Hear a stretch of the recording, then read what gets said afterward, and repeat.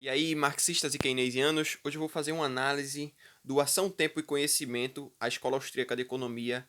E que livros, amigos, que livros. Realmente foi um desafio ler esse livro, porque em alguns pontos eu fiquei muito surpreso com a quantidade de conhecimento que ele tem para passar, e um conhecimento que você já tinha que ter uns outros conhecimentos anteriormente para agregar a isso aqui. E eu não tinha. E eu fui buscar. Foi um desafio e eu gostei muito. Eu finalizei o livro ontem. Só que eu tive um grande problema que eu vou tentar falar pra vocês mais pra frente. No capítulo 9 realmente eu travei. Minha mente fez assim, ó. Sabe? Contraiu completamente quando eu tava iniciando a leitura do capítulo. E depois, quando eu dei umas voltas pra poder aprender o que tava escrito ali, minha mente se expandiu pra caramba, tá ligado? O livro é sensacional, diferente dos outros livros que eu já li, porque ele condensa aqui muitos insights e muitas questões austríacas, muitas teorias austríacas estão contidas aqui de forma muito condensada, de forma muito sintetizada. Cara, eu acho que o Biratã deve ser um tipo de gênio, porque ele pega uma coisa extremamente complexa e ele teria necessidade de colocar umas 100 páginas para falar sobre um determinado assunto e ele simplesmente joga lá em 10, 15, 20 páginas, sabe?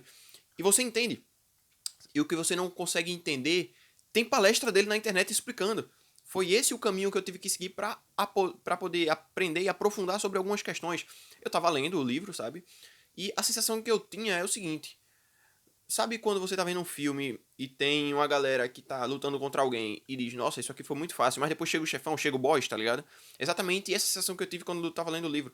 Porque eu ia lendo e, tipo, tá tranquilo, o livro é simples. Porque a minha expectativa era que eu vou pegar um livro, né, que ele vai pegar vários insights básicos, simples da economia austríaca, vai jogar e condensar nesse livro. Só que foi muito além das minhas expectativas. Ele é muito mais complexo do que eu imaginava. E eu ia meio que derrotando os capítulos, né, os 3 primeiros capítulos, pô, tranquilo e boa. Aí chegou no quarto capítulo. Aí eu já entrei em choque. Porque eu descobri uma danada da teoria da estrutura austríaca de capital. O negócio realmente é para cachorro grande. E eu consegui explicar o Tassi, a teoria austríaca dos ciclos econômicos, só que o engraçado é que eu não conhecia a teoria austríaca do capital. Né? E aí eu fui dar uma conferida, né, no capítulo 4. Inclusive foi por causa disso que esse vídeo atrasou tanto. Tinha muita coisa aqui que eu não sabia, eu tive que pesquisar. E cara, já foi uma explosão mental. Eu, por sorte, achei algumas palestras do Biratan Georgiório, se não me falha a memória, de 2012, eu não tenho certeza agora o ano, que estão no canal do Instituto Rothbard. Tem um curso de economia austríaca lá, que eu não conhecia, com mais de 20 aulas. Cada aula deve ter o quê? Mais de 2 horas de duração. E são excelentes, excelentes. Eu achei uma sobre a estrutura de capital austríaca, e aí eu não sabia se eu tinha realmente entendido o capítulo, mas aí depois eu vi a palestra e o negócio completou, tá ligado? Meio que ficou um conglomerado de conhecimento ali, agregou, por assim dizer. Então eu achei excelente, cara, excelente, excelente. E aí tu tem os próximos capítulos, né? Eu vou ler aqui o nome dos capítulos pra vocês entenderem mais ou menos o que é que eu tô querendo falar aqui. Tu tem o primeiro capítulo que é a Escola Austríaca de Economia, basicamente um apanhado histórico, né, na introdução, e depois é que inicia o primeiro capítulo, na verdade. É a questão do conhecimento, ação, tempo, incerteza, processos de mercado, função empresarial e o valor do empreendedorismo e a teoria do capital. Só esse quarto capítulo, a teoria do capital, que eu fiquei realmente travado. E aí eu continuei lendo. O quinto capítulo, que é a teoria austríaca da moeda, também é alguma coisa bem simples. O capítulo 6, moeda, capital e tempo, também de boa. Aí chega no capítulo 7. O capítulo 7 é outra parte que é para cachorro grande. É para o cara que já entende algumas coisas de economia e ele se depara com o TASSE, a teoria austríaca dos ciclos econômicos. Agora eu acho que eu consigo explicar até com mais facilidade, porque depois que você vai aprofundando determinado assunto, mesmo que você já conheça, quanto mais você lê, quanto mais você estuda aquele assunto, melhor você consegue passar para as pessoas. Quem sabe até no futuro, daqui a uns meses, eu consigo trazer para vocês um vídeo sobre a teoria austríaca dos ciclos econômicos, só que aí eu tenho que esperar um tempo, porque eu preciso pegar o computador para poder fazer umas edições, porque realmente é complicado simplesmente você falar. Se você não tiver as imagens para mostrar a estrutura de capital, o negócio fica complicado. Então, eu continuei lendo aqui, né? Terminei o sétimo capítulo. Também tem uma palestra que eu assisti do sétimo capítulo só para dar uma reforçada. Eu recomendo bastante. Eu vou tentar deixar essa playlist aí na descrição. E aí tu tem o oitavo capítulo aqui, que é Hayek, o efeito Ricardo e o efeito Concertina. Bom, outro capítulo simples, né? Um capítulo bem curto, até só tem 9 páginas. Mas aí chegou na boss fight do livro. O negócio realmente... Eu travei, tá ligado? Eu comecei a ler o 9º capítulo e eu fiquei em dúvida sobre o conhecimento que eu tinha. Se ele realmente era um conhecimento razoável ou se eu simplesmente não sabia de nada, absolutamente nada. Eu cheguei à conclusão que... Eu não sei, não cheguei a conclusão nenhuma.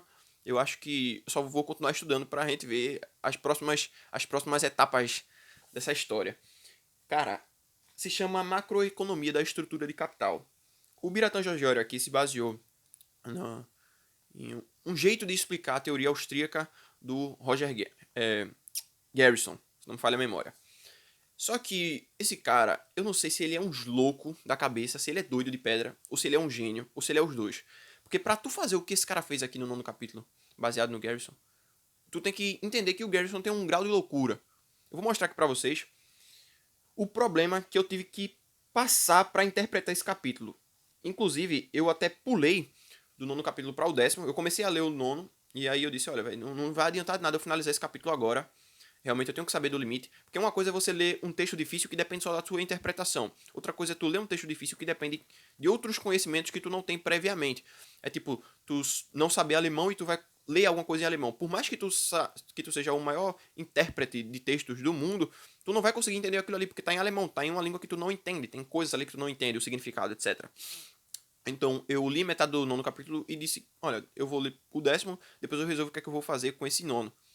E aí eu fui pro 10º. Finalizei o 10º, tal, tranquilo, ele fala sobre Estado, democracia, sobre virtudes, sobre uma coisa mais moral, por assim dizer, uma questão mais subjetiva, se bem que eu concordo com muitas das coisas que ele colocou aqui, inclusive parece ser um católico bem fervoroso. Mas aí ele defende democracia, Estado, tal, enfim, não dá pra você simplesmente dizer que todo conhecimento do livro deve ser ignorado por causa de um capítulo, sabe? Por causa de algumas questões pessoais do autor. O conhecimento que tá aqui é dantesco. É maravilhoso, velho, maravilhoso, de verdade. Mas assim, voltando para o 9º capítulo, deixa eu mostrar pra vocês aqui. Deixa eu tirar essa seta aqui. Ele começa falando sobre algumas coisas bem simples aqui, né? Inclusive que ele fala em alguns capítulos anteriores. Tu tem aqui um gráfico de oferta e demanda de fundos, né? Oferta e demanda de poupança, investimento, etc.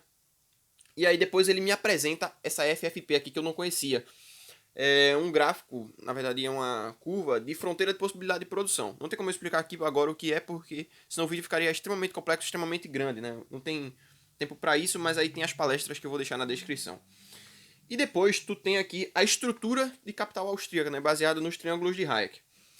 E aí eu tava até aqui entendendo, tá ligado? De boa. Só não tinha entendido a FPP, a fronteira de possibilidade de produção, que eu só precisava dar uma pesquisada e beleza. Só que aí eu fui passando as páginas, só para dar uma olhada o que é que iria chegar para mim, né, na leitura. E aí o Roger Garrison, ele meio que juntou as três coisas e aqui eu já fiquei em choque. Porque eu não tinha como eu entender, caramba, ele simplesmente juntou as três coisas.